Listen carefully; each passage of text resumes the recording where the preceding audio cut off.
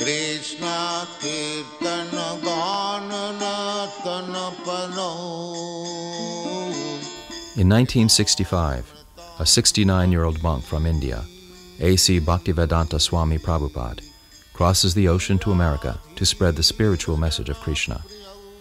His first temple is established on the Lower East Side of New York City, where he introduces the culture of Vaishnavism, one of the major branches of Hinduism. In 1966, he establishes the International Society for Krishna Consciousness. After a few years, when he returns to his native Bengal, he brings new Western disciples with him, who are eager to help the aging Swami realize his ambitious vision to create a spiritual city on the banks of the Ganges, in the birthplace of Lord Chaitanya, worshipped as an incarnation of Lord Krishna. One of Swami Prabhupada's main desires is to build a grand temple in the city of Mayapur in West Bengal, India, 130 kilometers north of Kolkata. This structure would also serve as a planetarium, depicting the science of the ancient Vedic cosmology. Among the devotees who help him are a handful of talented American and British young men, led by Bhavananda and Jayapataka.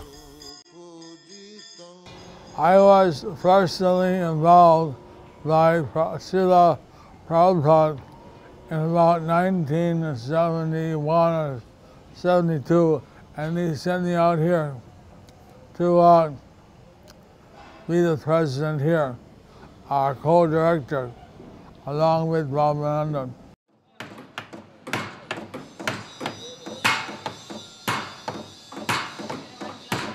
In 2010, after decades of preparation, finally, more than 30 years after the passing of Prabhupada, the construction of the Temple of the Vedic Planetarium starts up.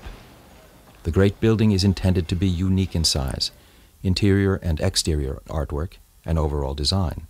But what makes it truly exceptional is that it will represent a unity between the two aspects of the human search for truth, science and religion. A central challenge remains, however. Can, in the 21st century, science and religion really be reconciled?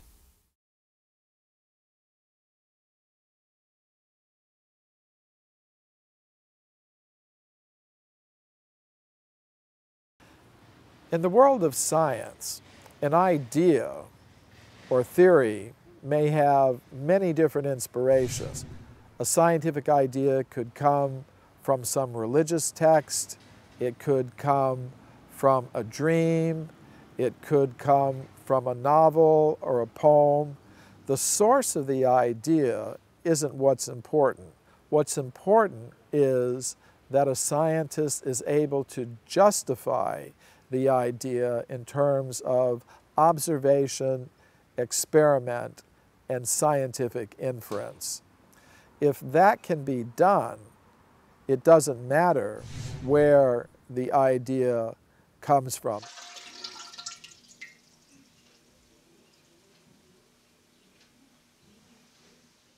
People often make a distinction between faith and knowledge, that religion is the abode of faith and science is the abode of knowledge. But this distinction is very artificial. Both religion and science, each of them have faith and knowledge.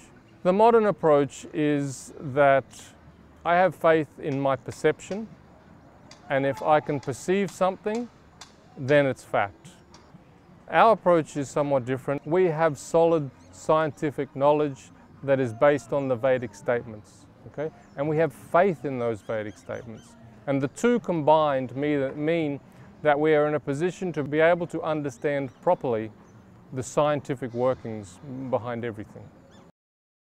Prabhupada understood very clearly that science without religion is incomplete. Religion without science is incomplete. The two do go together. It's one of the modern myths, I think. There was Prabhupada's idea to have an actual planetarium in the main temple, as well as a depiction of the Puranic model of the universe, according to the Srimad Bhagavatam, in the main dome. But nowadays we have this mechanistic worldview that's being presented to us through the schools and colleges through the newspapers, through the TV and all the other media. And they're presenting a rather dreary picture of the universe, that it's just some dull, matter, and somehow or another it magically gives rise to life. When you look at the actual science that's being presented, much of it is just speculation. It's not based on any proven fact. Part of Prabhupada's mission was to confront modern scientific atheistic theory, which is that life comes from matter, that somehow or other there was a big bang and life evolved, Darwin's theory and all that. But from the Bhagavatam we understand that that is just not true, that life comes from life.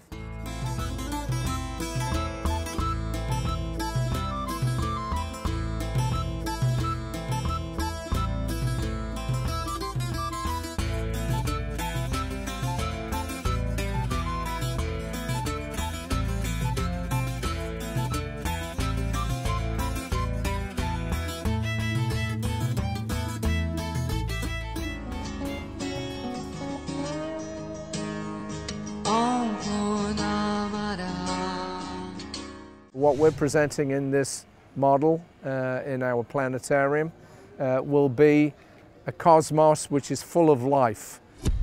Srila Prabhupada described in a letter to a fellow by the name of Mr. Dhani in, I think it was 1976, an overview of what will be contained within our planetary model display in the main dome of the temple. And he outlined 15 different levels in this display, beginning from the very bottom of the universe, where there is Garbhodakshaya Vishnu lying on Anantashesh, subterranean planets, earthly realm, heavenly planets, and so on, higher and higher and higher, all the way up to Brahma Loka, and then the coverings of the universe. Beyond that, Shiva Loka and Mahavishnu breathing out innumerable universes, Brahma Jyoti, and Vaikuntha planets, and at the very top will be Goloka Vrindavan, with Krishna and his associates in various rasas. So that altogether comprises the planetary display. Initially it started with research into how to display the planetary movements that we see in the sky and how that correlates to the movements of the planets that are described in the Bhagavatam. The exhibits and displays, films and multimedia presentations at the Temple of the Vedic Planetarium are based on massive research conducted by scholars of cosmology, biology, anthropology, mathematics, and astronomy from all over the world. Their work is supported by the Kolkata-based Bhaktivedanta Research Center with its 16,000-volume library, which specializes in ancient Indian manuscripts, other rarities, and works of science of ancient and modern times. The Temple of the Vedic Planetarium, the west wing of the building, will comprise of about 3 levels of exhibits of various kinds. Those exhibits will be based on these works. We have hundreds of exhibits actually that we can present, all giving evidence of a conscious-based universe. And on the top level, we'll be having a 23-meter tilted dome, which will be an actual planetarium. It will seat about 275 people at a time, and we'll be making various presentations, film presentations there. And that theatre also can be used for conventions and other works. In Mayapur, we are currently receiving about 4 million visitors a year. That's before this new temple has been built. When the Temple of the Vedic Planetarium is completed and opened, we expect that we will get probably about 1 crore of visitors a year. That's about 10 million visitors a year. We are hoping that businesses and individuals, particularly in India, will step forward. They'll help to sponsor the different exhibits that we can show there and the planetarium theatre, and that way they'll get some exposure to their businesses, and at the same time they'll be promoting the very valuable, very wonderful, ancient Indian culture and philosophy.